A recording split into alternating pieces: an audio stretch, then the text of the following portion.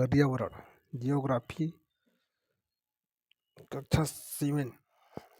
पहला, लंबी छुट्टियों के बाद जब रवि स्कूल जा रहा था तब उसने देखा कि उसके स्कूल के निकट के खेल के मैदान में खुदाई हो गई थी। वही एक मैदान उनके खेलने के लिए वहाँ पर था। लोगों ने बताया कि वह अनेक फ्लैटों वाली एक बड़ी इमारत बनेगी। जब रवि को समझ में आया कि मुलायम घास, गेंदों के फूल एवं तितलियाँ वाला विशाल मैदान अब हमेशा के लिए नष्ट हो चुका है तो उसकी आंखों से आंसू झलकने लगे। उसने यह बात अपने सहपाठियों को बताई। सुबह की सभा में प्रधानाचार्य ने भी बहुत उदासी से कहा, देखो कैसे हमारा पर्यावरण बदल रहा है। कक्षा में पहुंचकर रवि ने अपने शिक्षक से पूछा, पर्यावरण क्या है? जो कुछ भी आप अपने आसपास देखते हो। शिक्षक ने बताया। रवि कहने लगा, इसका अर्थ है स्कूल भवन, मेज, कक्षा में रखी कुर्सियाँ, यहाँ तक कि खुला मैदान, सड़क, कूड़ा करकट। मेरे दोस्त, ये सभी हमारे पर्यावरण के अंग हैं। हाँ, शिक्षक ने कहा, लेकिन जरा रुको, कुछ वस्तुओं का निर्माण प्रकृति ने किया है, जैसे पर्वत, नदियाँ, पेड़, प्राणी। कि अन्य का निर्माण मानव ने किया है, जैसे सड़क, कार, कपड़े, किताब आदि। अब दो छात्र मिलकर कार्य कीजिए। अपने निकट बैठे सहपाठी के साथ मिलकर प्रकृति एवं मानव द्वारा निर्मित वस्तुओं की सूची बनाइए। रवि, परमजीत, जेस्सी, मुस्तफ़ा, आशा सभी यही सूची बनाने के लिए उत्सुक थे। इकबाल ने पूछा, हमारा पर्यावरण क्यों बदल रहा है? शिक्षक ने उत्तर दिया, ऐसा हमारी ज़रूरतों के कारण होता है। ये दिन प्रतिदिन बढ़ती रहती है। पर्यावरण हमारे जीवन का मूल आधार है। यह हमें सांस लेने के लिए हवा, पानी के लिए जल, पीने के लिए जल, खाने के लिए भोजन एवं रहने के लिए भूमि प्रदान करता है।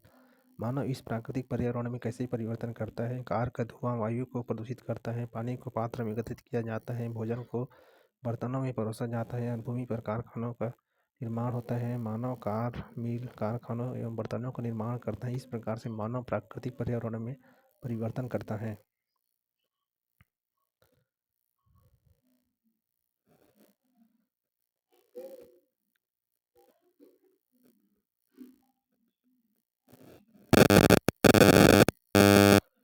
पर्यावरण के घटक। पर्यावरण के घटक में है प्राकृतिक, मानव निर्मित प्राकृतिक में रहेगा सजीव जैवमंडल, स्थल मंडल, वायु वायुमंडल, जल जलमंडल।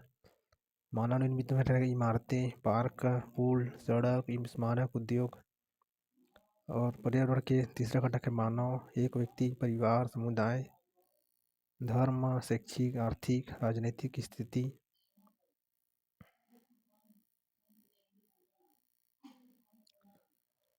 प्राकृतिक में आएगा सजीव जैवमंडल, स्थल मंडल, वायु वायुमंडल, जल है तो जल मंडल, मानव निर्मित इमारतें, पार्क, पुल, सड़क, स्मारक, उद्योग। मानव में आएगा व्यक्ति, परिवार, समुदाय, धर्म, शैक्षिक, आर्थिक, राजनीतिक स्थिति। पर्यावरण के घटक है सभी। इसलिए हम प्राकृतिक वातावरण में परिवर्तन करते हैं और कभी कभी उसे नष्ट भी कर देते हैं। अजीवी, निर्जीव पदार्थ का संसार, जैसे स्थल। जीवी में रहेगा सजीव प्राणियों का संसार, जैसे पादप एवं जंतु। ऊपर के वार्तालाप से आप समझ गए होंगे कि किसी भी जीवित प्राणियों के चारों ओर पाए जाने वाले लोग, स्थान, वस्तु एवं प्रकृति को पर्यावरण कहते हैं। यह प्राकृतिक एवं मानव निर्मित परिघटनाओं का मिश्रण है। प्राकृतिक पर्यावरण में पृथ्वी पर पाई जाने वाली जीवी एवं अजीवी दोनों परिस्थितियां सम्मिलित हैं, जबकि मानवीय पर्यावरण में मानव की परस्पर क्रियाएं, उनकी गतिविधियां एवं उनके द्वारा बनाए गए रचनाएं सम्मिलित हैं। प्राकृतिक पर्यावरण, भूमि, जल, वायु, पेड़ पौधे एवं जीव जंतु मिलकर प्राकृतिक पर्यावरण बनाते हैं। स्थल मंडल, जल मंडल, वायुमंडल एवं जैव मंडल से आप पहले से ही परिचित होंगे। आइए अब हम इनके संबंध में कुछ और तथ्यों की जानकारी प्राप्त करते हैं। पृथ्वी की ठोस परपट्टी या कठोर ऊपरी परत को स्थल मंडल कहते हैं। यह चट्टानों एवं खनिजों से बना होता है। मिट्टी की पतली परत से ढका होता है। ठोस भूपरपट्टी या कठोर ऊपरी परत को स्थल मंडल कहते हैं, ढका होता है। यह पहाड़, पठार, मैदान, घाटी आदि जैसे विभिन्न स्थलाकृतियों वाले विषम धरातल होते हैं। ये स्थलाकृतियाँ महाद्वीपों के अलावा महासागर की सतह पर भी पाई जाती हैं। स्थल मंडल वह क्षेत्र है जो हमें वन, कृषि एवं मानव बस्तियों के लिए भूमि, पशुओं को चरने के लिए घास स्थल प्रदान करता है। यह खनिज संपदा का भी एक स्रोत है।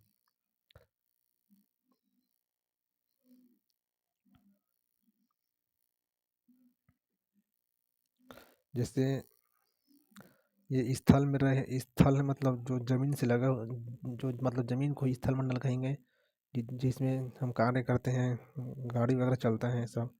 जल मंडल, जल ही जल होता है। जय मंडल, जय मंडल इतने जिसमें जीव जीवित रह सकते हैं।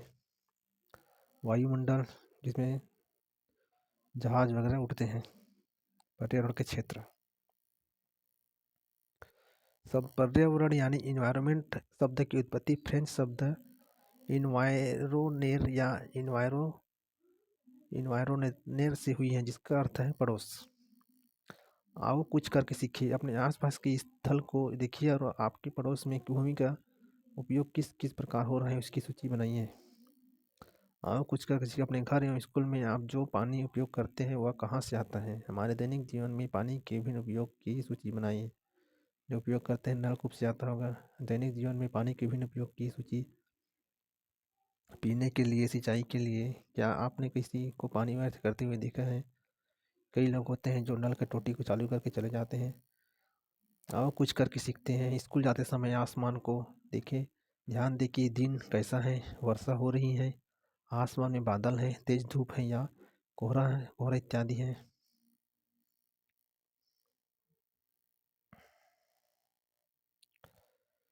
जल के क्षेत्र को जल मंडल कहते हैं। यह जल के विभिन्न स्रोत जैसे नदी, झील, समुद्र, महासागर आदि जैसे विभिन्न जलाशयों से मिलकर बनता है। यह सभी प्राणियों के लिए आवश्यक है। पृथ्वी के चारों ओर फैली वायु की परत, पतली परत को वायुमंडल कहते हैं। पृथ्वी का गुरुत्वाकर्षण बल अपने चारों ओर के वायुमंडल को थामे रखता है। यह सूर्य की झुलसने वाली गर्मी एवं हानिकारक किरणों से हमारी रक्षा करता है। इसमें कई प्रकार की गैस, धूल, कण एवं जल वाष्प उपस्थित रहते हैं। वायुमंडल में परिवर्तन होने से मौसम एवं जलवायु में परिवर्तन होता है। पादप एवं जीव जंतु मिलकर जैवमंडल या सजीव संसार का निर्माण करते हैं। यह पृथ्वी का वह संकीर्ण क्षेत्र है जहाँ स्थल, जल एवं वायु मिलकर जीवन को संभव बनाते हैं। पारितंत्र क्या है? रवि की कक्षा के एक एनसीसी कैंप में जेस्सी ने आश्चर्य से कहा, कितनी मूसलाधार वर्षा हो रही है। इससे मुझे अपना केरल याद आ गया। तुम सबको आकर देखना चाहिए कि कैसे हरे भरे खेतों एवं नारियल के बागानों में लगातार बारिश होती रहती है। तभी जैसलमेर के रहने वाले हीरा ने आश्चर्य से कहा, हमारे यहाँ वर्षा होती ही नहीं है, हमें तो दूर दूर तक केवल कीकर एवं रेत की ही नजर आते हैं। जैसलमेर राजस्थान में है और असम में है, लेकिन वहाँ ऊँट भी मिलते हैं, रवि ने कहा।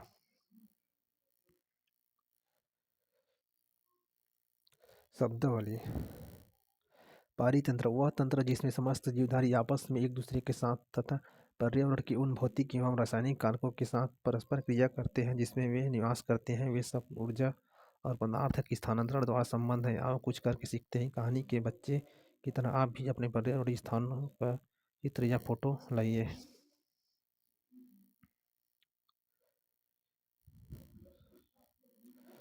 हीरा ने कहा, ऊँट तो मिलेंगे ही। जब तुम हमारे रेगिस्तान आओगे तो तुम्हें सांप, छिपकली एवं अनेक कीड़े भी देखने को मिलेंगे।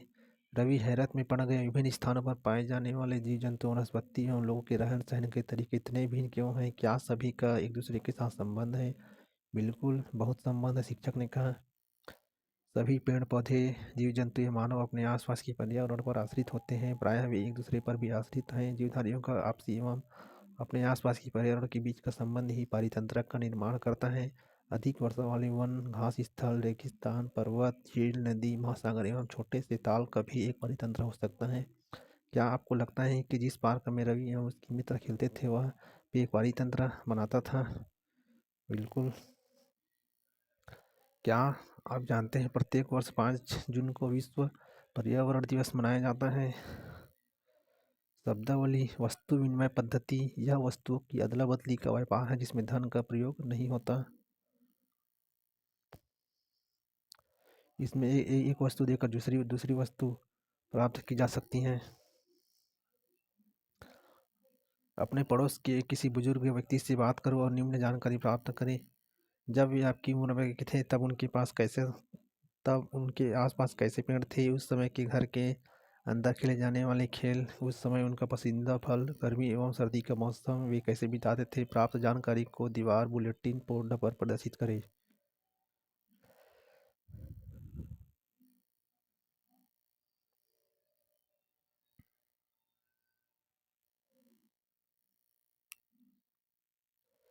मानवीय पर्यावरण, मानव अपने पर्यावरण के साथ पारस्परिक क्रिया करता है और उसमें अपनी आवश्यकता के अनुसार परिवर्तन करता है। प्रारंभिक मानव ने स्वयं को प्रकृति के अनुरूप बना लिया था, उनका जीवन सरल था एवं आसपास की प्रकृति से उनकी आवश्यकता पूरी हो जाती थी।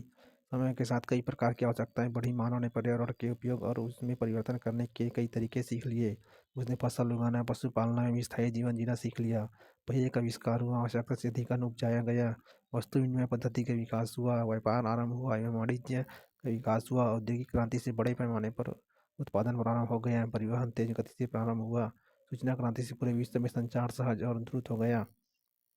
क्या आप जानते हैं कि आप गर्मी में रसीला तरबूज एवं सर्दी में भुनी हुई मूंगफली खाना क्यों पसंद करते हैं?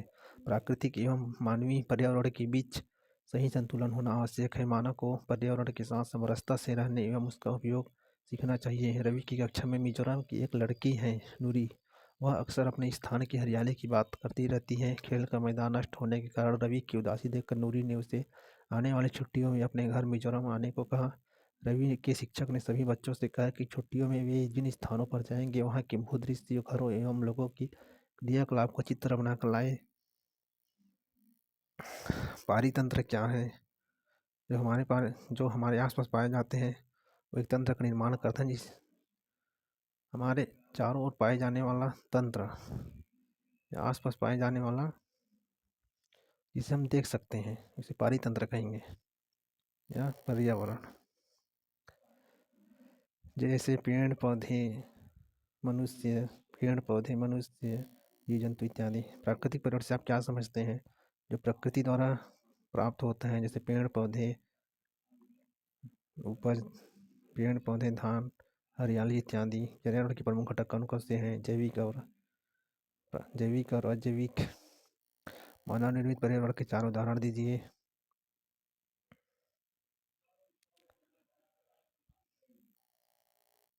स्थल मंडल क्या है? स्थल मंडल पृथ्वी का ऊपरी भाग होता है जिसमें हम रह सकते हैं या जिसमें अपना जीवन यापन करते हैं। जीवी मंडल के 2 प्रमुख घटक क्या हैं? जीवों की जीवी मंडल ऊपर वर्णित है। जैव मंडल का क्या है? जैव मंडल जिसमें जल वायु जल वायु इत्यादि होते हैं, जिसमें जीव जीवित रह सकते हैं, जैव मंडल कहते हैं। इनमें से कौन सा प्राकृतिक परितंत्र नहीं है? मरुस्थल,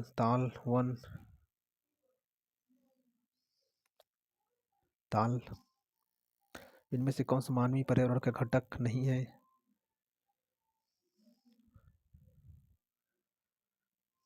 स्थल। इनमें से कौन सा मानव निर्मित पर्यावरण है?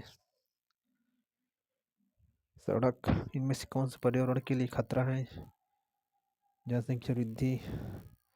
निम्नलिखित स्तंभों को मिलाकर सही जोड़ी बनाए। जैवमंडल, वायुमंडल में आएगा पृथ्वी को घेरने वाली वायु की चादर।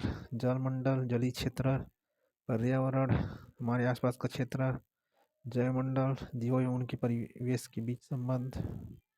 वह संकीर्ण क्षेत्र जहाँ स्थल, जल एवं वायु पारस्परिक क्रिया करते हैं, ये जैवमंडल इसको भी बोल सकते हैं। कारण बताइए। मानव अपने पर्यावरण में परिवर्तन करता है। अपनी आवश्यकता के कारण पौधों एवं जीव जंतु एक दूसरे पर आश्रित होते हैं जीवित रहने के लिए।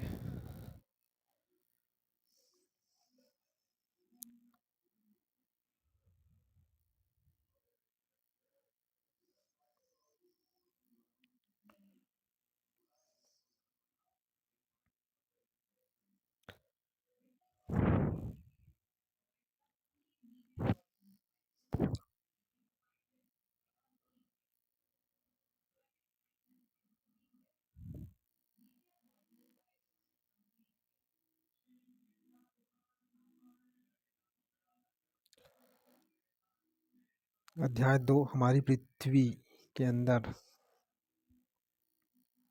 हमारी पृथ्वी एक गतिशील ग्रह है। इसके अंदर एवं बाहर निरंतर परिवर्तन होता रहता है। क्या आपने कभी सोचा है कि पृथ्वी के आंतरिक भाग में क्या है?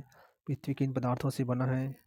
पृथ्वी का आंतरिक भाग एक प्याज की तरह पृथ्वी भी एक एक के ऊपर एक संकेंद्रित परतों से बनी है। पृथ्वी की सतह की सबसे ऊपरी परत को परपट्टी या भूअर पट्टी कहते हैं। यह सबसे पतली परत होती है। यह महाद्वीपीय संहति में 35 किलोमीटर एवं समुद्री सतह में केवल 5 किलोमीटर तक है।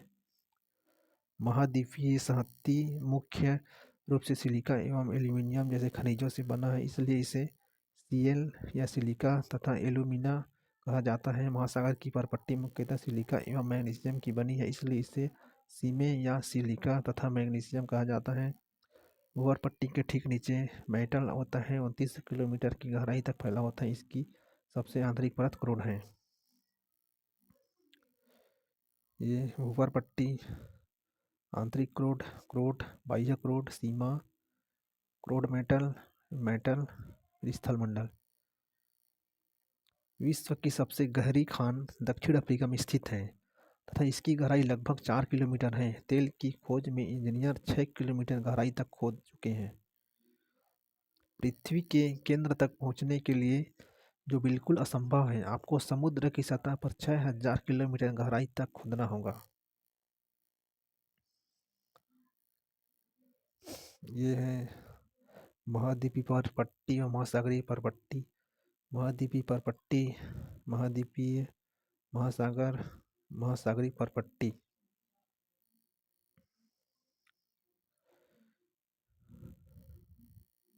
क्रोड है जिसकी त्रिज्या लगभग 3500 किलोमीटर है। यह मुख्यतः निकल एवं लोहे की बनी होती है तथा इसे निफे, निकिल, नी से निकी तथा फे से फेरस कहते हैं। केंद्रीय क्रोड का तापमान एवं दाब काफी उच्च होता है। क्या आप जानते हैं पृथ्वी के आयतन का केवल 1% हिस्सा ही परपट्टी है। 84% मेटल एवं 15% हिस्सा क्रोड है। पृथ्वी की त्रिज्या 6371 किलोमीटर है। शब्द की उत्पत्ति, इग्नियस, लैटिन शब्द इग्निस जिसका अर्थ है अग्नि। सेडिमेंट्री, लैटिन शब्द सेडिमेंटम जिसका अर्थ है स्थिर। मेटामॉर्फिक, ग्रीक शब्द मेटामॉर्फोस जिसका अर्थ है रूप परिवर्तन। शैल एवं खनिज। पृथ्वी की परपट्टी अनेक प्रकार के शैलों से बने हैं। पृथ्वी की परपट्टी बनाने वाले खनिज पदार्थ की किसी भी प्राकृतिक पिंड को शैल कहते हैं। शैल विभिन्न रंग, आकार एवं गठन की हो सकती हैं। मुख्य रूप से शैल 3 प्रकार की होती है: आग्नेय, इग्नियस शैल, अवसादी सेडिमेंट्री शैल एवं कायांतरित मेटामॉर्फिक शैल। द्रवित मैग्मा ठंडा होकर ठोस हो जाता है। इस प्रकार बने शैल को आग्नेय शैल कहते हैं। इन्हें प्राथमिक शैल भी कहते हैं। आग्नेय शैल 2 प्रकार की होती है: अंतर्भेदी शैल एवं बहिर्भेदी शैल। क्या आप ज्वालामुखी से निकलने वाले लावा की कल्पना कर सकते हैं? वास्तव में आग की तरह लाल द्रवित मैग्मा ही लावा है जो पृथ्वी के आंतरिक भाग से निकलकर सतह पर आता है। जब द्रवित लावा पृथ्वी की सतह पर आता है, यह तेजी से ठंडा होकर ठोस बन जाता है।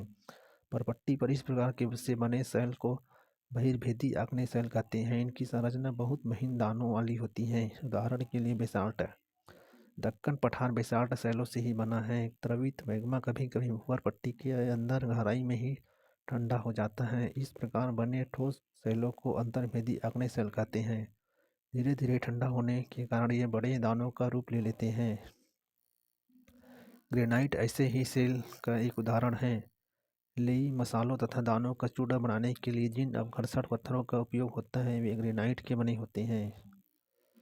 शैल लुढ़क कर, चटक कर तथा एक दूसरे से टकराकर छोटे छोटे टुकड़ों में टूट जाती है। इन छोटे टुकड़ों को अवसाद कहते हैं। ये अवसाद हवा, जल आदि के द्वारा एक स्थान से दूसरे स्थान पर पहुंचाकर जमा कर दिए जाते हैं। ये अदृढ़ अवसाद दबकर एवं कठोर होकर शैल की परत बनाते हैं। इस प्रकार की शैलों को अवसादी शैल कहते हैं। उदाहरण के लिए बलुआ पत्थर रेत के दानों से बनता है।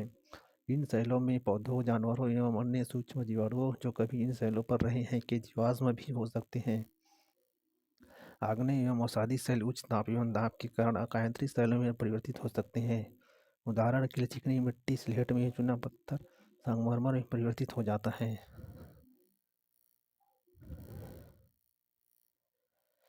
शब्दावली: जीवाश्म, शैलों की परतों में दबे मृत पौधों एवं जंतुओं के अवशेष को जीवाश्म कहते हैं। कायांतरित सेल में परिवर्तन। अवसादी सेल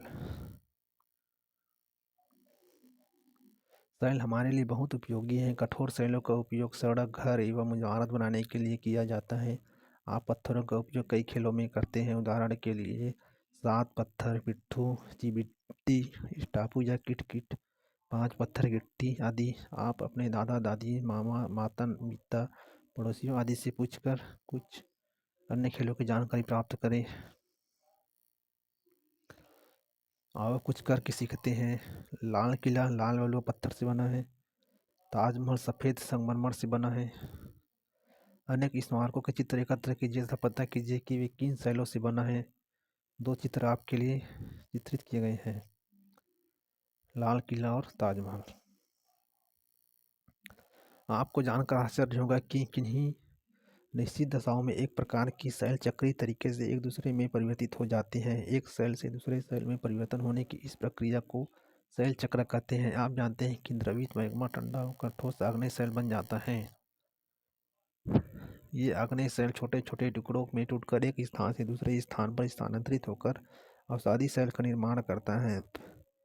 ताप एवं दाब के कारण ये आग्नेय एवं अवसादी सेल कायांतरित सेल में बदल जाते हैं। अत्यधिक ताप एवं दाब के कारण कायांतरित सेल पुनः पिघलकर द्रवित मैग्मा बन जाती है। यह द्रवित मैग्मा पुनः ठंडा होकर ठोस आग्नेय सेल में परिवर्तित हो जाता है।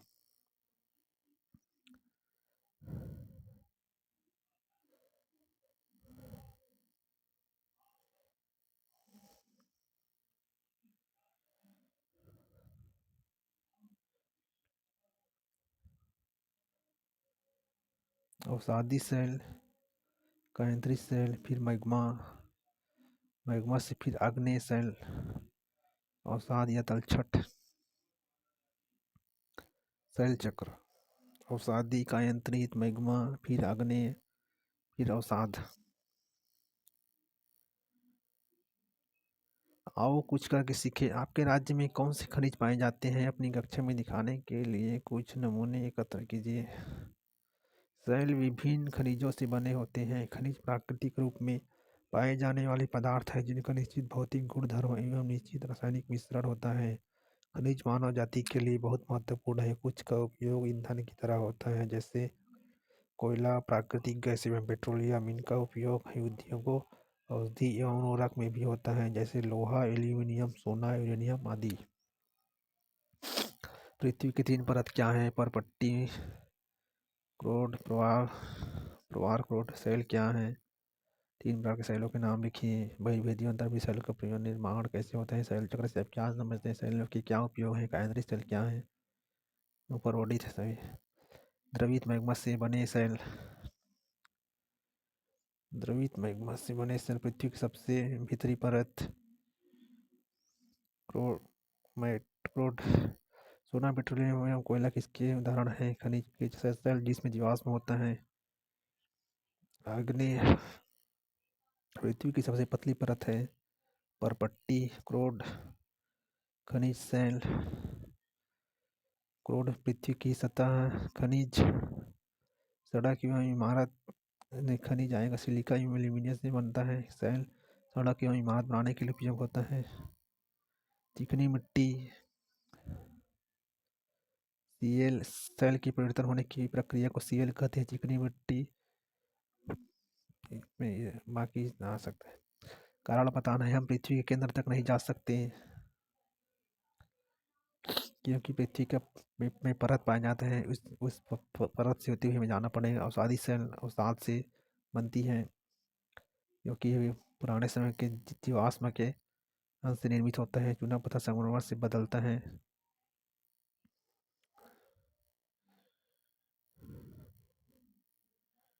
और खेलने में उपयोग पहचाने कुछ खनिजों की कुछ अन्य वस्तुएं के चित्र है। कढ़ाई या भूषण, तवा, घंटी, हथौड़ा, दीप।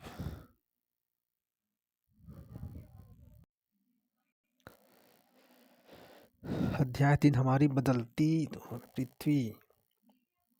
स्थल मंडल अनेक प्लेटों में विभाजित हैं, जिन्हें स्थल मंडलीय प्लेट कहते हैं। आपको यह जानकर आश्चर्य होगा कि ये प्लेट हमेशा धीमी गति से चारों तरफ घूमती रहती हैं। प्रत्येक वर्ष केवल कुछ मिलीमीटर के लगभग प्लेट हमेशा धीमी गति से चारों तरफ घूमती रहती है। प्रत्येक वर्ष केवल कुछ मिलीमीटर के लगभग पृथ्वी के अंदर पिघले हुए मैग्मा में होने वाली गति के कारण ऐसा होता है। पृथ्वी के अंदर पिघला हुआ मैग्मा एक वृत्तीय रूप में घूमता रहता है, जैसे कि क्रियाकलाप में दिखाया गया है।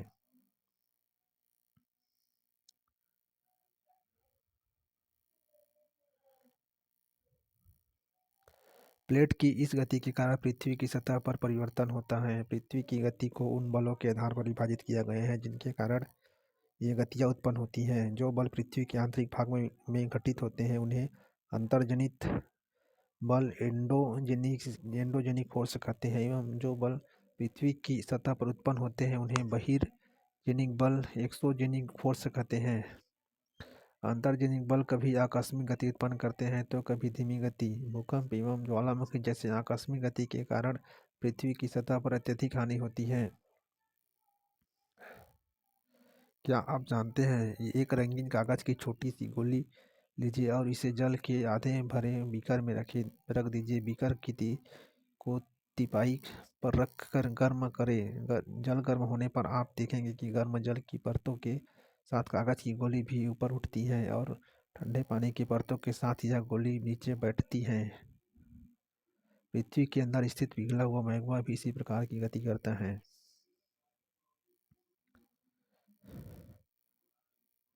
पृथ्वी की गतियाँ। अंतर्जनित बल, बहिर्जनित बल। अंतर्जनित बल में आएगा आकस्मिक बल, पट्टल विरूपण बल। आकस्मिक बल में आएगा भूकंप, ज्वालामुखी, भूस्खलन। पट्टल विरूपण बल में आएगा पर्वत निर्माणकारी बल। बहिर्जनित बल में आएगा अपरदन और निक्षेपण के अंतर्गत नदी बहता जल, पवन, समुद्री तरंग, हिमनद। स्थल मंडल प्लेट। भूपर पट्टी में अनेक बड़ी एवं कुछ छोटी कठोर असमान आकार की प्लेटें होती हैं जिन पर महाद्वीप एवं महासागर की सतहें टिकी हैं। ज्वालामुखी भूपर पट्टी पर खुला एक ऐसा छिद्र होता है जिससे पिघले हुए पदार्थ अचानक निकलते हैं।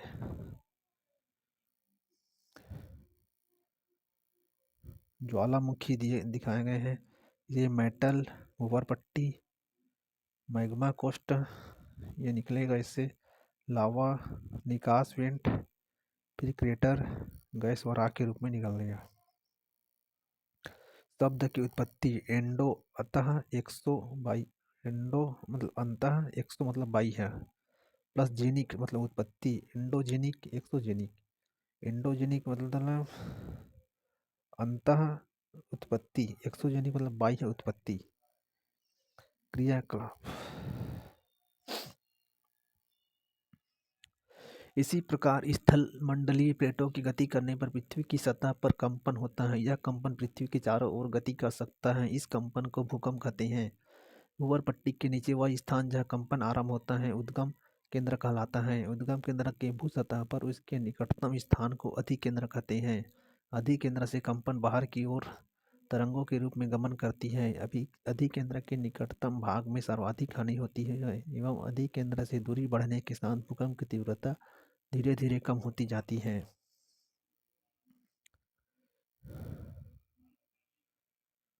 ये भूकंप तरंग सभी दिशाओं में बाहर की ओर निकलती है। अधिकेंद्र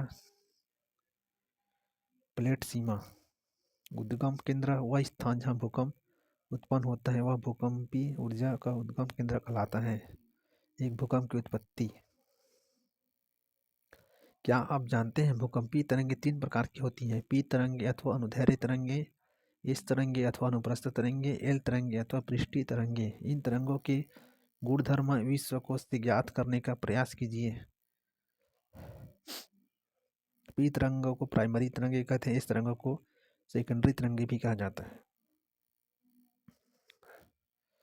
एक बर्तन ले, इससे उसे जल से भरकर ढक्कन से बंद कर दें तथा जल गर्म करने के लिए रख दें। जब कुछ मटर, चम्मच और मोती मोती ढक्कन के ऊपर रख दें। आप क्या देखेंगे, जैसे ही जल में उबाल आता है ढक्कन भी हिलने लगता है। जो वस्तुएं आपने ढक्कन के ऊपर रखा है उनमें कंपन होने लगता है, दाने नीचे जाते हैं और चम्मच के कंपन से ध्वनि उत्पन्न होती है। इसी भांति जब भूकंप आता है तो पृथ्वी में कंपन उत्पन्न होता है। अब कुछ मटर, चम्मच और मोती ढक्कन के ऊपर रख दें। तो बर्तन लेना है, उसको ढक देना है, उसके ऊपर में मटर चम्मच और मोती को रख देना है।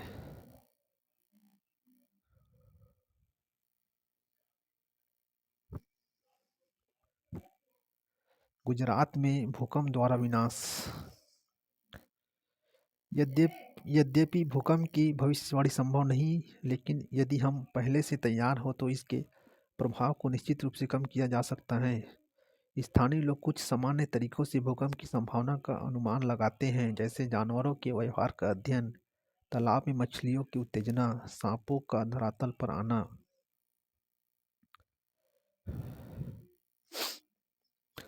भुज में भूकंप के झटके। 26 जनवरी 2001 को भुज शहर में रिएक्टर स्केल पर 6.9 की तीव्रता वाला भीषण भूकंप। स्कूल सर्वाधिक प्रभावित। स्कूलों की इमारतें गिरने से कम 971 छात्रों एवं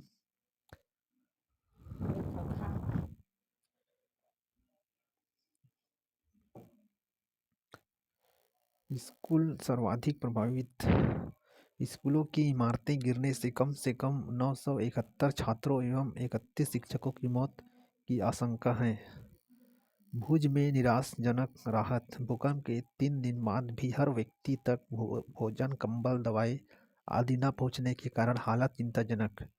भुज की तबाही। फोन लाइनें, जल पाइप लाइनें, विद्युत स्टेशन एवं संचार लाइनें सभी अवरोधित हो गई है। शहर में आग। चारकोल एवं अंगीठिया के पलटने के कारण अनेक स्थानों पर आग। भूकंप प्रभावित क्षेत्र में आपातकाल की घोषणा। राष्ट्रपति ने आपातकाल स्थिति की घोषणा की। मुख्यमंत्री की केंद्र से अपील। गुजरात सरकार ने इस संकट का सामना करने के लिए केंद्र से वित्तीय सहायता मांगी। भूकंप एक वस्तुस्थिति अध्ययन। भूकंप का मापन एक यंत्र से किया जाता है जिसे भूकंप लेखी कहते हैं। भूकंप की तीव्रता रिएक्टर स्केल पर मापी जाती है, जिसे भूकंप की तीव्रता 2.0 अथवा उससे कम होता है उसका प्रभाव नहीं के बराबर होता है। जिस भूकंप की तीव्रता 5 होता है वह वस्तु की गिरने से क्षति पहुंच सकता है। जिस भूकंप की तीव्रता 6.0 अथवा उससे अधिक होता है वह बहुत शक्तिशाली, और जिसकी तीव्रता 7.0 अथवा उससे अधिक होती है वह सर्वाधिक शक्तिशाली समझा जाता है। भूकंप लेखी।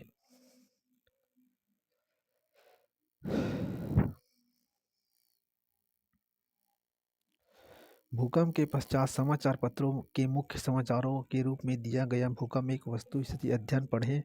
इस घटना को क्रमानुसार श्रेणीबद्ध करें।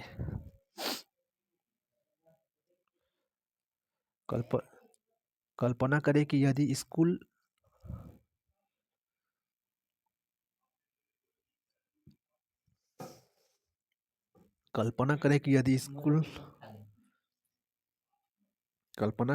स्कूल समय के बीच में अचानक भूकंप आ जाए तो आप अपनी सुरक्षा के लिए क्या करेंगे।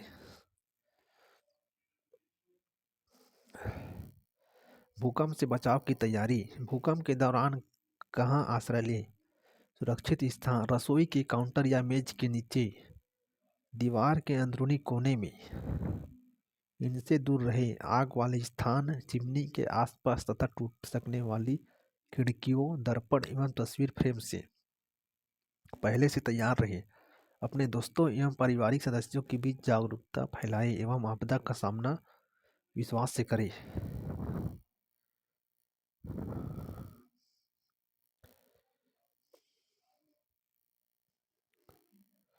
मुख्य स्थलाकृति। अपक्षय एवं अपर्दन नामक 2 प्रक्रमों द्वारा दृश्य भूमि लगातार विघटित होती रहती है। पृथ्वी की सतह पर शैलों के टूटने से अपक्षय की क्रिया होती है। भूदृश्य पर जल, पवन एवं हिम जैसे विभिन्न घटकों के द्वारा होने वाले क्षय को अपर्दन कहते हैं। वायु, जल आदि अपर्दित पदार्थों को एक स्थान से दूसरे स्थान पर ले जाते हैं और फलस्वरूप एक स्थान पर निक्षेपित करते हैं। अपर्दन एवं निक्षेपण के ये प्रक्रम पृथ्वी के धरातल पर विभिन्न स्थलाकृतियों का निर्माण करते हैं। नदी के कार्य। नदी के जल से दृश्य भूमि का अपर्दन होता है। जब नदी किसी खड़े ढाल वाले स्थान से अत्यधिक कठोर शैल या खड़े ढाल वाली घाटी में गिरती है तो यह जल प्रपात बनाती है। कठोर शैल जल की शक्ति जल की शक्ति द्वारा काटे गए मृदु शैल एक जलप्रपात।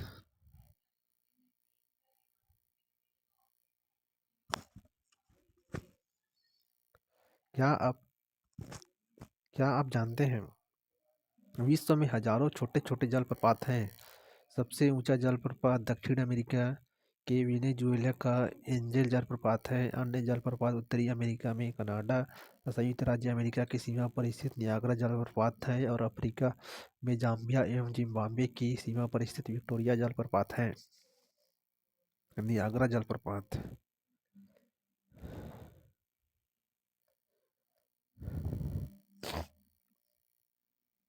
जब नदी मैदानी क्षेत्र में प्रवेश करता है तो वह मोड़दार मार्ग पर बहने लगती है। नदी के इन्हीं बड़े मोड़ों को विसर्प कहते हैं।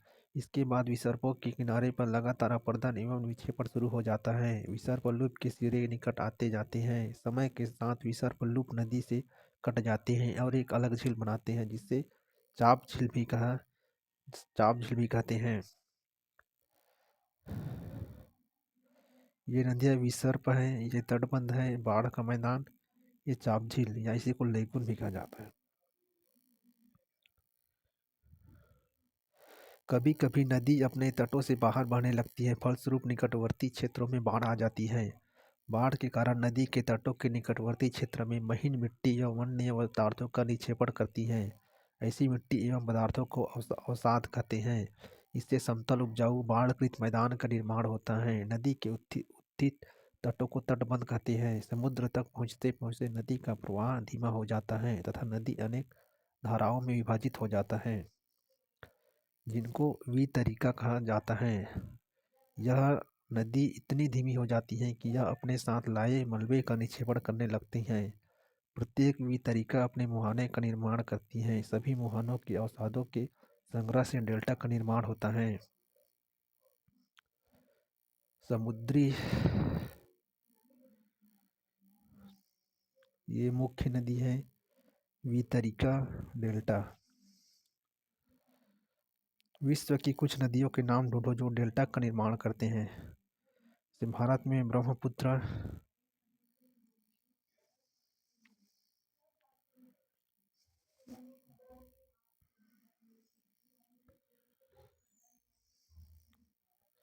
समुद्री तरंग के कार्य यहाँ दिखाएं। समुद्री गुफा, तटीय मेहराब, स्टैक, ये समुद्री तरंग द्वारा निर्मित स्थलाकृति।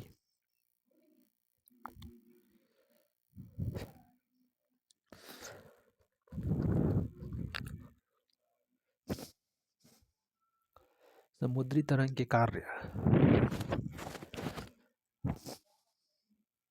समुद्री तरंग के अपरदन एवं निक्षेपण तटीय स्थलाकृतियां बनाते हैं। समुद्री तरंगें लगातार शैलों से टकराती रहती हैं जिससे दरार विकसित होती है। समय के साथ ये बड़ी और चौड़ी होती जाती हैं। इनको समुद्री गुफा कहते हैं। इन गुफाओं के बड़े होते जाने पर इनमें केवल छत ही बचती है जिससे तटीय मेहराब बनते हैं। लगातार अपरदन छत को भी तोड़ देता है और केवल दीवारें बचती हैं। दीवार जैसी इन आकृतियों को स्टैक कहते हैं। ये समुद्री गुफा जब बड़ा होगा तटीय मेहराब और बड़ा होगा तो स्टैक।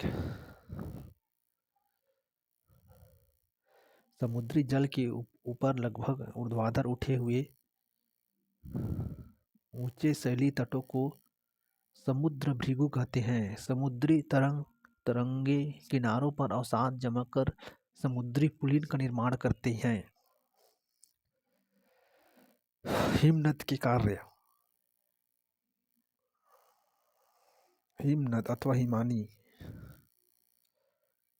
अथवा हिमानी बर्फ की नदियाँ होती हैं। हिमनद अपने नीचे की कठोर चट्टानों से गुलाष्मी मिट्टी और पत्थरों को अपरदित कर देती है और गुलाष्मी मिट्टी एवं पत्थरों से भूदृश्य का अपरदन करती हैं। हिमनद गहरे गर्तों का निर्माण करते हैं।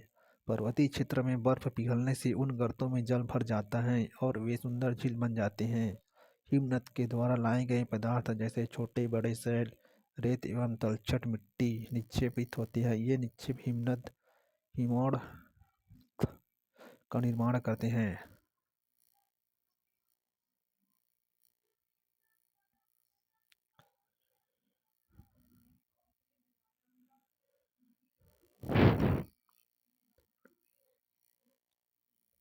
बालू टिब्बे पवन के कार्य।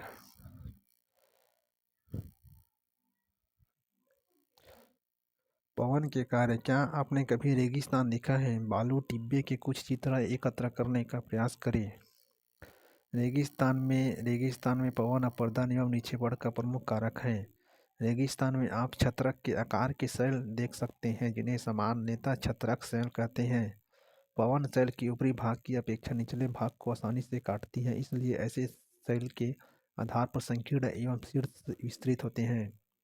पवन चलने पर यह अपने साथ रेत को एक स्थान से दूसरे स्थान पर पहुंचाती है। जब पवन का बहाव रुकता है तो यह रेत गिरकर छोटी पहाड़ी बनाती है। इनको बालू टिब्बा कहते हैं। बालू जब जब बालू कण महीन एवं हल्के होते हैं तो वायु उनको उठाकर अत्यधिक दूर ले जा सकती है। जब ये बालू कण विस्तृत क्षेत्र में निक्षेपित हो जाते हैं तो इसे लोएस कहते हैं, जिनमें विशाल लोएस निक्षेप पाए जाते हैं। ये हैं बालू टिब्बे। प्लेटें क्यों घूमती हैं? प्लेटें क्यों घूमती हैं? जब इसको पृथ्वी के गर्भ में करोड़ों में जब गर्म होते हैं हलचल उत्पन्न होती है। बहिर्जनित एवं अंतर्जनित बल क्या है? अपरदन क्या है? बाढ़कृत मैदान का निर्माण कैसे होता है? बालू टिब्बा क्या है? समुद्री पुलिन का निर्माण कैसे होता है? चाप झील क्या है? सब कौड़ा दिया। चाप झील समुद्र में जब बाढ़ आता है तो जो इस क्षेत्र छूट जाता है चाप झील या लेगुन कहते हैं। अपरदन मिट्टी में जब मिट्टी के बहाव के कारण, पानी के बहाव के कारण मिट्टियाँ अपने स्थान से दूसरे स्थान पर परिवर्तित हो जाता है, इसे अपरदन कहते हैं। बालू टिब्बा क्या है? बालू टिब्बा जब पवन का बहाव रुकता है तो यह रेत गिरकर छोटी पहाड़ी बनाती है। इनको बालू टिब्बा कहते हैं। समुद्री पुलिन का निर्माण कैसे होता है? सब ऊपर है। इनमें से कौन सी समुद्री तरंग की विशेषताएं नहीं है? शैल, किनारा, समुद्री गुफा। विशेषता नहीं है। हिमनद की निक्षेपण विशेषता है। पृथ्वी की आकस्मिक गतियों के कारण कौन सी घटना होती है? छत्रक शैलें पाई जाती है। चाप झील यहाँ पाई जाती है।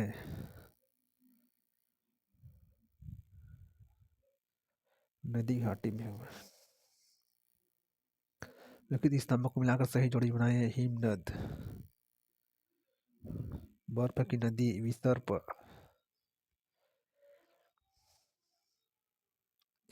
विसर्प, बालू टिब्बा, रेगिस्तान, भूकंप। भूकंप में पृथ्वी के कंपन।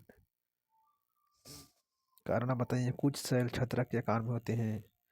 बाढ़कृत मैदान बहुत उपजाऊ होते हैं क्योंकि वे अपने अवसाद को छोड़कर चले जाते हैं। समुद्री गुफा स्टैक के रूप में परिवर्तित हो जाता है क्योंकि जब उसकी आकृति बढ़ता जाता है तो भूकंप के दौरान इमारतें गिरती हैं क्योंकि इसकी कंपन ज़्यादा रहता है। चित्र स्थलाकृति प्रकार अपरदन निक्षेपण, जलप्रपात, भ्रंश घाटी, मैदानी क्षेत्र। अध्याय 4 वायु।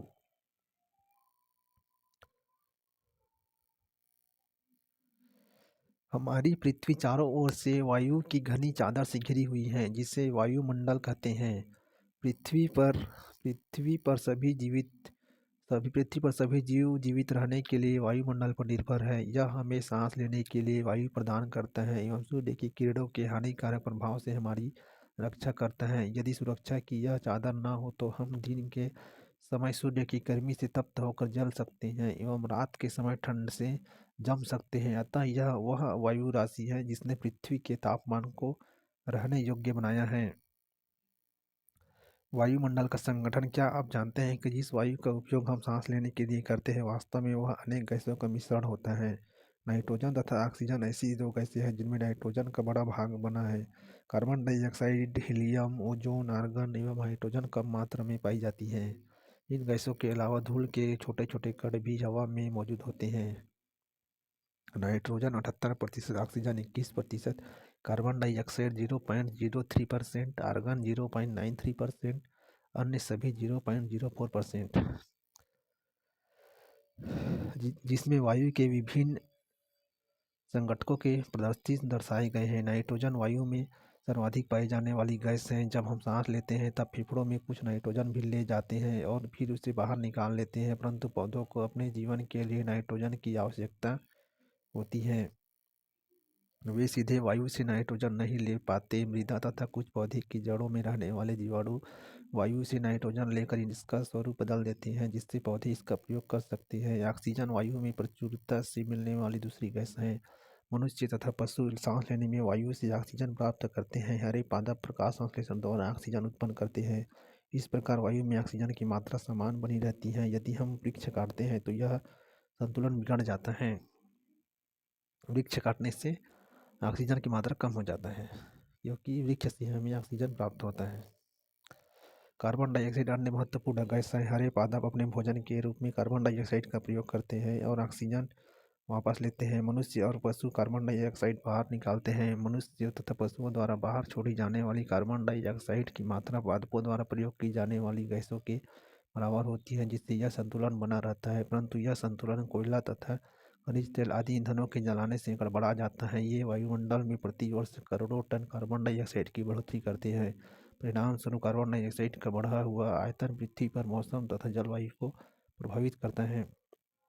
मनुष्य द्वारा जो अपशिष्ट पदार्थ छोड़ा जाता है उसको पेड़ पौधे अब्जॉर्ब कर लेते हैं। मनुष्य जो अपशिष्ट पदार्थ छोड़ते हैं वे कार्बन डाइऑक्साइड के रूप में होते हैं, जिसे पौधे ग्रहण करते हैं और हमें ऑक्सीजन प्रोवाइड करते हैं। किंतु मनुष्य जो कोयला ईंधन आदि जलाते हैं उससे जो गैस निकलता है वो एक्स्ट्रा हो जाता है और वे हमारे वातावरण में वायुमंडल में प्रति वर्ष करोड़ों कार्बन डाइऑक्साइड की बढ़ोतरी करते हैं। परिणाम स्वरूप कार्बन डाइऑक्साइड का बढ़ा हुआ आयतन पृथ्वी पर मौसम तथा जलवायु को प्रभावित करते हैं।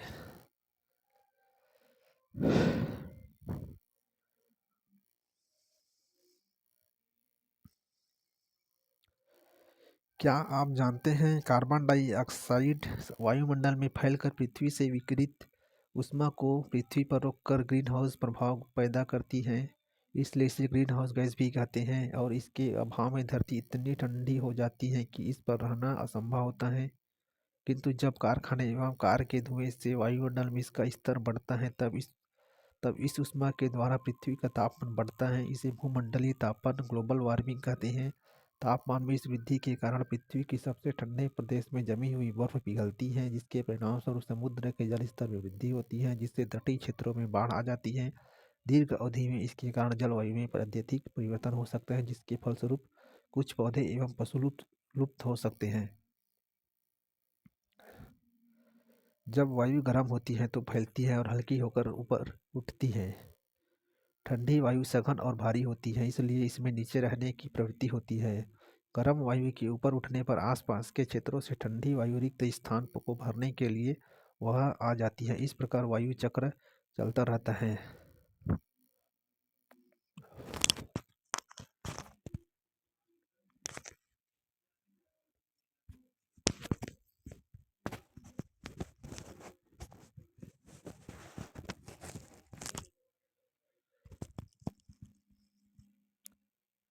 Top scientist offers way out of global warming unstoppable carbon dioxide level 800 years high. Global warming can bring back Jurassic era. पढ़े एवं मनन करें। क्या भूमंडलीय तापन आज के विश्व में एक गंभीर समस्या है? बिल्कुल है।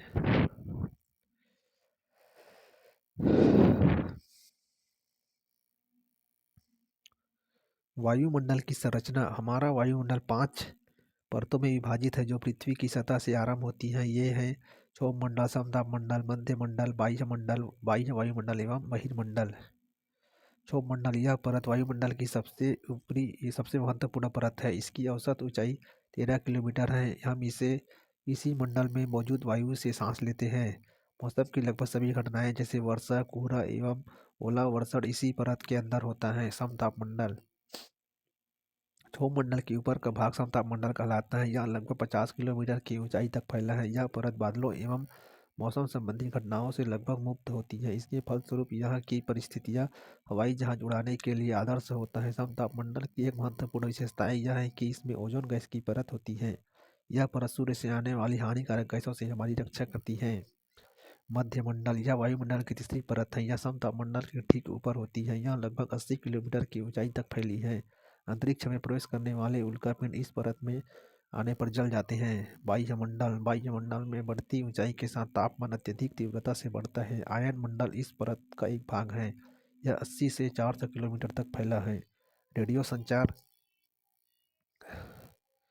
के लिए इस परत का उपयोग होता है। वास्तव में पृथ्वी से प्रसारित रेडियो तरंगें इसी परत द्वारा पुनः पृथ्वी पर परिवर्तित कर दी जाती है। बहिर्मंडल, वायुमंडल की सबसे ऊपरी परत को बहिर्मंडल के नाम से जाना जाता है। यह वायु की पतली परत होती है। हल्की गैसें जैसे हीलियम एवं हाइड्रोजन यहाँ से अंतरिक्ष में गिरती है।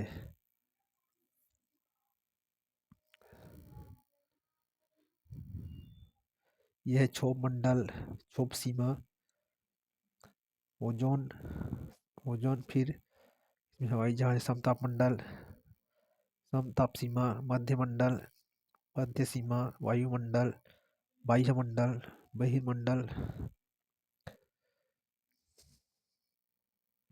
ये माउंट एवरेस्ट है। वायुमंडल की परतें। आओ कुछ करके सीखे। स्थानीय समाचार पत्र से 10 दिन की मौसम रिपोर्ट लिखे एवं मौसम में बदलाव का अवलोकन करें। मौसम एवं जलवायु। क्या आज वर्षा होगी? क्या आज दिन साफ होगा और धूप निकलेगी? कितनी ही बार हमने क्रिकेट प्रेमियों के मुंह से एक दिवसीय मैच के भविष्य पर अनुमान लगाते हुए सुना है। यदि हम कल्पना करें कि हमारा शरीर एक रेडियो है और मस्तिष्क उसके स्पीकर, तो मौसम वह है जिसके नियंत्रण बटनों से छेड़छाड़ करता रहता है। मौसम वायुमंडल की प्रत्येक घंटे तथा दिन प्रतिदिन की स्थिति होती है। आर्द्र एवं गर्म मौसम किसी को भी चिड़चिड़ा बना सकता है। अच्छा हवादार मौसम हमें आनंद देता है और हम घूमने की योजना भी बना सकते हैं। मौसम नाटकीय रूप से दिन प्रतिदिन बदलता है, किंतु दीर्घकाल में किसी स्थान का औसत मौसम उस स्थान की जलवायु बताता है। क्या आप जानते हैं कि हम मौसम का दैनिक पूर्वानुमान क्यों करते हैं? तापमान, आज प्रतिदिन जिस तापमान का अनुभव करते हैं वह वायुमंडल का तापमान होता है। वायु में मौजूद ताप एवं शीतलता के परिमाण को तापमान कहते हैं। वायुमंडल का तापमान केवल दिन और रात में ही नहीं बदलता, बल्कि ऋतुओं के अनुसार ही बदलता है। शीत ऋतु की अपेक्षा ग्रीष्म ऋतु बहुत ज़्यादा गर्म होती है। आयतन एक महत्वपूर्ण कारक है जो तापमान के वितरण को प्रभावित करता है। सूर्य से आने वाली वह ऊर्जा जिससे पृथ्वी रोक लेती है आपतन कहलाता है। आपतन, सूर्य ताप की मात्रा भूमध्य रेखा से ध्रुवों की ओर घटती है, इसलिए तापमान उसी प्रकार घटता जाता है। क्या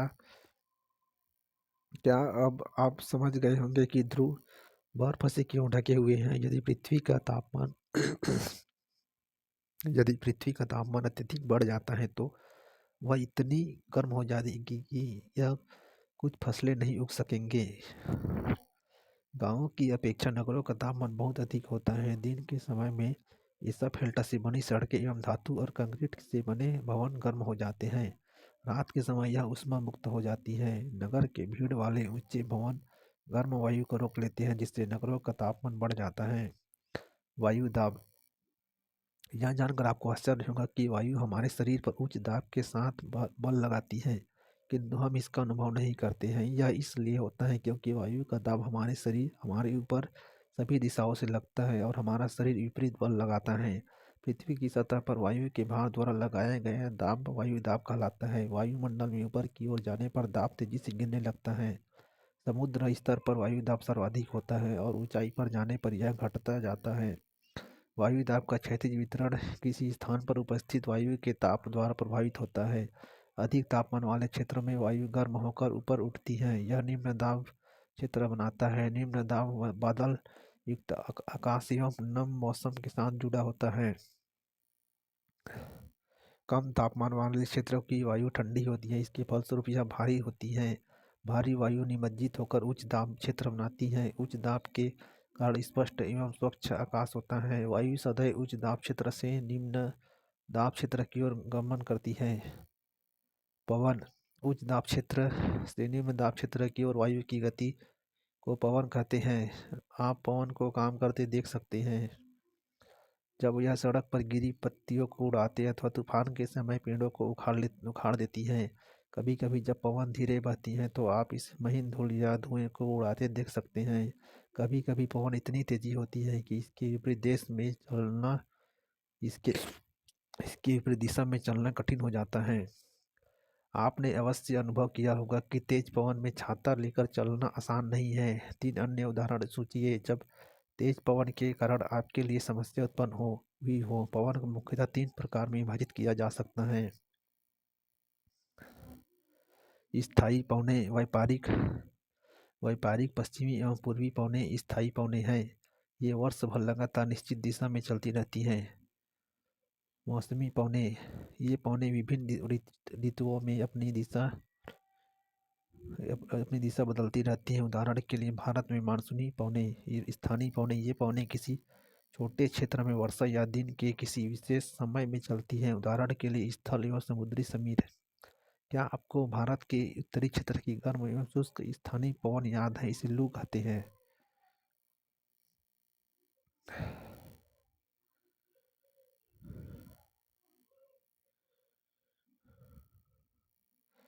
90 डिग्री उत्तर, 90 डिग्री दक्षिण। उच्च दाब ध्रुवीय पवनें, अधोध्रुवीय निम्न दाब, सनातन पछुआ पवन,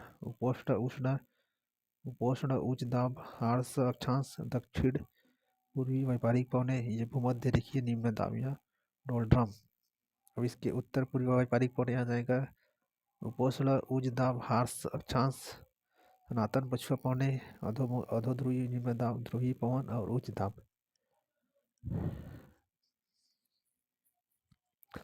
23.5 डिग्री उत्तरी में है उसको कर्क रेखा, जो दक्षिण में इसको मकर रेखा।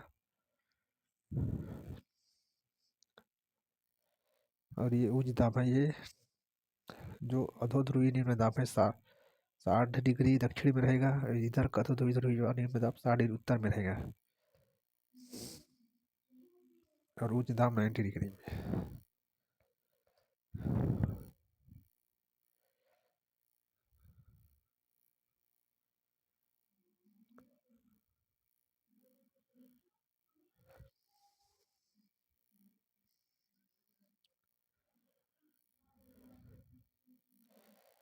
चक्रवात प्राकृतिक आवेश। भारत के पूर्वी समुद्री तट पर स्थित उड़ीसा में बंगाल की खाड़ी में उठने वाले चक्रवातों का खतरा बना रहता है। 17 से 18 अक्टूबर 1999 को राज्य के 5 जिलों में चक्रवात आया। 29 अक्टूबर 1999 को एक अन्य महाचक्रवात आया जिसने राज्य के एक बड़े भाग में तबाही मचाई। मुख्यतः पवन का वेग वर्षा तथा ज्वारी उत्कर्ष से हानियां हुई। 260 किलोमीटर प्रति घंटे तक के वेग वाली पवन 36 घंटे से भी ज़्यादा समय तक चलती रही। तीव्र वेग वाली इस पवन ने पेड़ों को उखाड़ दिया और कच्चे घरों को नष्ट कर दिया। अनेक औद्योगिक भवनों तथा अन्य घरों की छतें भी उड़ा दी। विद्युत आपूर्ति एवं टेलीफोन लाइनें पूरी तरह से कट गई। चक्रवात के फलस्वरूप लगातार तीन दिनों तक भारी वर्षा होती रही। इस वर्षा के कारण उड़ीसा के प्रमुख नदियों में बाढ़ आ गई। चक्रवाती पवनों के कारण उठी ज्वारी तरंगें स्थल पर 20 किलोमीटर तक आ गई और फलस्वरूप तटीय क्षेत्रों में भयानक तबाही हुई। अचानक 7 से 10 मीटर ऊंची ज्वारी तरंगें आ गई जिसके कारण तैयारी खड़ी धान की फसल पूरी तरह से नष्ट हो गई। चक्रवात द्वारा विनाश।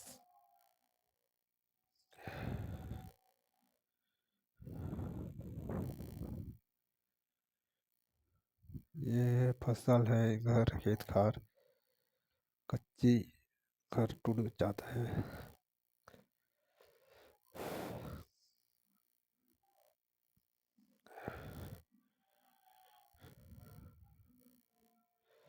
25 अक्टूबर 1999 को पूर्वी पोर्ट ब्लेयर के निकट थाईलैंड की खाड़ी में अवदाब के कारण यह चक्रवात उत्पन्न हुआ और यह धीरे धीरे धीरे धीरे उत्तर पश्चिम दिशा में बढ़ा।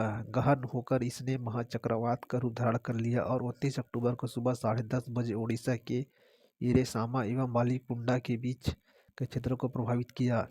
इस महाचक्रवात ने भुवनेश्वर, कटक और 28 तटीय नगरों सहित उड़ीसा के पूरे तट को बर्बाद कर दिया। इससे लगभग 130 लाख लोग प्रभावित हुए। बहुत बड़ी संख्या में पशुओं की मौत हो गई। धान, सब्जियों एवं फलों की खड़ी फसलों का भारी नुकसान हुआ। ज्वारीय प्रोत्कर्ष से उत्पन्न हुई लवणता के कारण कृषि योग्य विशाल भू क्षेत्र अनुपजाऊ हो गए। साल, सागवान एवं बांस के बागान वाले विशाल भू क्षेत्र नष्ट हो गए। पारादीप एवं कोणार्क के बीच स्थित मैंग्रोव के जंगल लुप्त हो गए।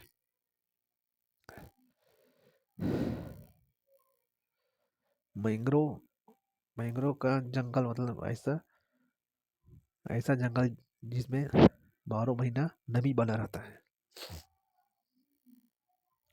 आर्द्रता।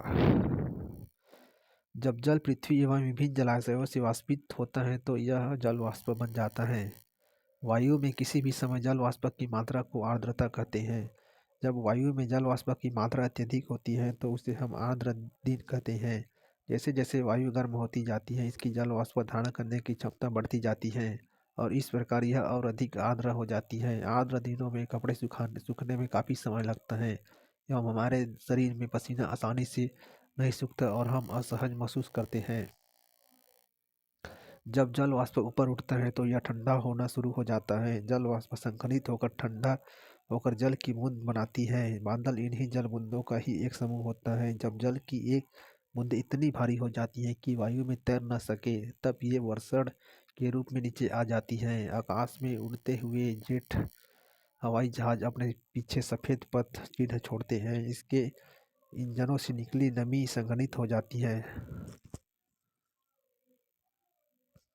वायु के गतिमान न रहने की स्थिति में यह संघनित नमी कुछ देर तक पथ के रूप में दिखाई देती है। पृथ्वी पर जल के रूप में गिरने वाला वर्षण वर्षा कहलाता है। ज़्यादातर भौम जल वर्षा जल से ही प्राप्त होता है। पौधे जल संरक्षण में मदद करते हैं। जब पहाड़ी पार्श्वों में से पेड़ काटे जाते हैं, जो वर्षा जल अनावृत पहाड़ों से नीचे बहता है एवं निचले इलाकों में बाढ़ का कारण बनता है। क्रिया विधि आधार पर वर्षा के 3 प्रकार होते हैं: संवहनी वर्षा, पर्वतीय वर्षा एवं चक्रवाती वर्षा।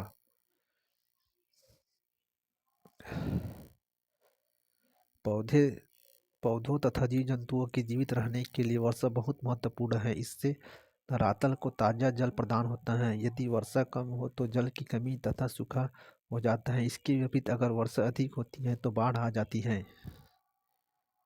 क्या आप जानते हैं वर्षण के दूसरे रूप सही वृष्टि तथा ओला है? वर्षा के प्रकार जैसे गर्म वायु, पर्वतीय वर्षा, आर्द्र वायु, चक्रवाती वर्षा, ठंडी वायु और गर्म वायु।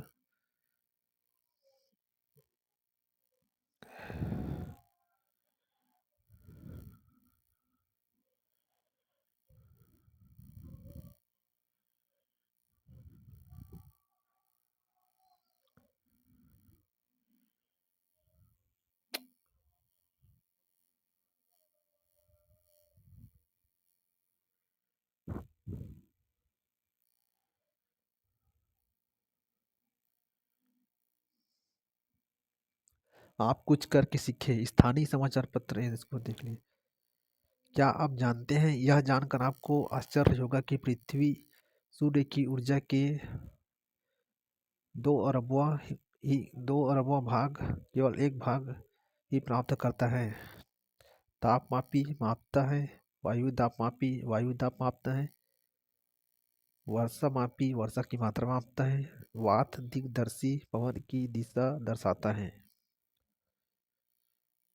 क्या आप जानते हैं तापमान को मापने की मानक इकाई डिग्री सेल्सियस है?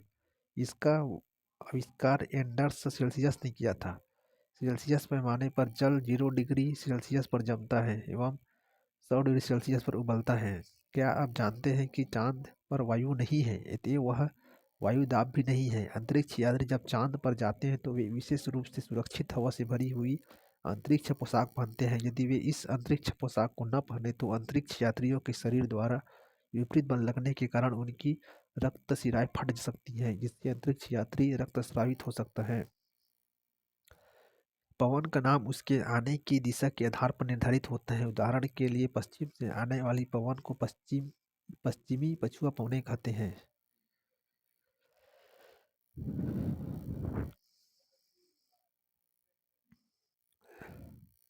वायुमंडल क्या है? वायुमंडल अधिकतर भाग किन दो गैसों से बना है? नाइट्रोजन और ऑक्सीजन। वायुमंडल में कौन सी गैस हरित प्रभाव को पैदा करता है? Carbon dioxide. मौसम किसे कहते हैं? वर्षा के 3 प्रकार लिखिए। वायुदाब क्या है? निम्नलिखित में से कौन सी गैसें हमें सूर्य की हानिकारक किरणों से बचाती है? ओजोन वायुमंडल की सबसे महत्वपूर्ण परत है।